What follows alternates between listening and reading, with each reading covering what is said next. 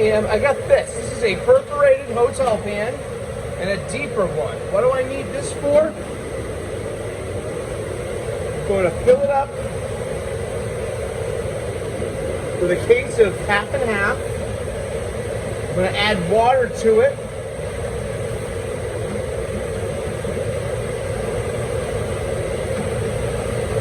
Please excuse any kind of pauses in speech or motion.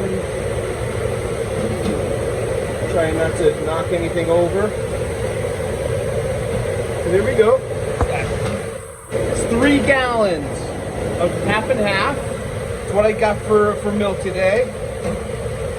I'm going to fill this up with water, and we're going to temper this milk. We're going to make this milk hot. Why? Because if we just pour the cold milk right into the pan, chances are it's going to scorch on the bottom of the pan. All the milk fats are going to accumulate with the direct heat, the fire on the pan, and that creates a hot spot. It's just going to make it easier for the soup to come together nice and consistently, and we're going to homogenize. So I'm going to take this vessel of water and put as much water as I can in here. Then I'm going to put it on a fire and let it heat up. The trick is, don't let it explode. That's the milk. If the milk gets too hot, it's going to start bulging and it will explode. I want to get the milk up to about 160 degrees. See? Now I'm going to put it on fire and I'm going to let this heat up. Then I'm going to start prepping the other parts of the soup. We're having cream of tomato soup today, and this is a good hack on how to make a cream soup or milk-baked soup without scorching your pan. Okay, that's a full fire, and I'm cranking that down very, very low. All right, this is my big pot, and I put some roasted garlic oil and roasted garlic in here. Just wanted to show you a step-by-step, and we're just gonna get this oil hot, but not too hot. We're gonna sweat some onions and garlic as the base of our tomato soup. Okay, I've heated up the oil. It's nice and hot, but not on a full flame. I've got minced garlic and a larger dice of onions. I'm going to drop them in there. And I just dropped all my seasonings. That's okay. I'll go grab some more too. Seasonings. I got kosher salt, black pepper. I got oregano and basil. And now we're going to let this sweat. What does that mean? It means a low flame, and it means it means a low flame, and I'm going to put a lid on it.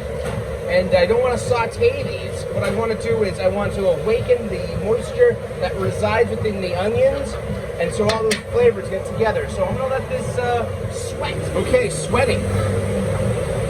Now see the moisture that's come out of this? Steam that's coming off of this. The onions and garlic are now pretty soft. And I'm going to add my tomato product to it. Like, tomato products, canned tomatoes. Canned puree tomatoes. You can also do the same with Roma tomatoes. You got to process, cut them in half, roast them off, take the skin off, take the seeds out, and then puree them. Same thing. But it's whatever the chef buys for us. And I'm also going to now add some veggie stock. And I'm going to just add some veggie stock. This is a vegetarian soup. It's not vegan. It contains dairy. So we're going to let this come to a boil, and then we'll add our tomato product, okay? Now I'm going to crank the heat up to full. I'm going to put the lid back on, so it comes up to a boil quicker. So my veggie stock is now up to a boil with my onions and garlic and herbs. Now I'm going to add tomato product to it. I'm going to rinse this can out with a little water. Here's how we do it. You can't do do it with 2 hands, but I'm going to add a couple of cans of this tomato product. We're going to check it out in just a minute. All right, I've added my tomato product to my building soup. You've seen me building a soup so far, okay? Now, before I add the dairy to this, I got one trick I want to show you. It's going to help you. See, this isn't really a recipe, this is a technique. So you can do this at home, scale down. I have to make about, say, 12 gallons of soup, you know, for all day. But you're gonna cook a lot less. So what am I gonna do? It's an old trick I learned. Baking soda. We got baking soda. We're just gonna add a little bit of baking soda to the tomato. Why? Because when I add the dairy right to the tomatoes, the acid in the tomatoes could make the milk curdle. It's happened to me before. I learned it from a good friend of mine, my cooking partner, showed me how to fix a soup a couple of years ago. She was like, what, you didn't add baking soda? I'm like, huh? So I live and learn. I'm gonna add some baking soda to this, and it's going to neutralize the acid. All right, I'm gonna put a little bit of baking soda, not a lot. Now you're gonna notice that this is gonna start frothing and bubbling up. That is natural, that is what we want. And we're just gonna walk away from this for about 10 minutes.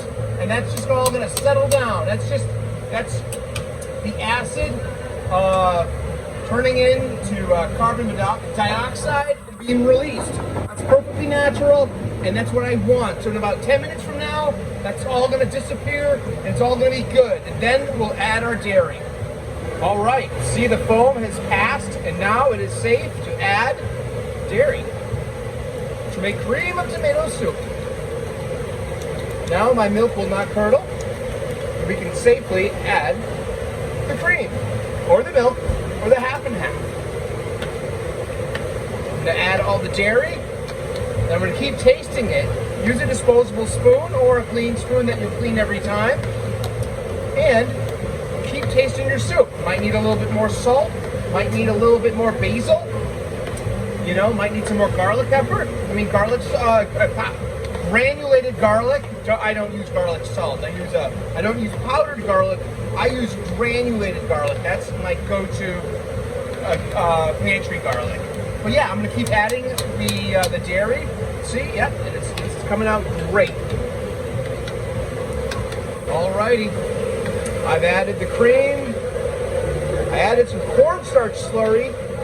Cornstarch slurry is equal parts cornstarch to cold water. It's gonna thicken it up without adding flour. So I can advertise this as gluten-free. But yeah, here we go. It's gonna thicken up a little bit more over the next 10 to 20 minutes and cook out that cornstarch flavor, which is unpleasant. And then we're gonna have cream of tomato soup. Goes really well with a grilled cheese sandwich. We'll come back to this.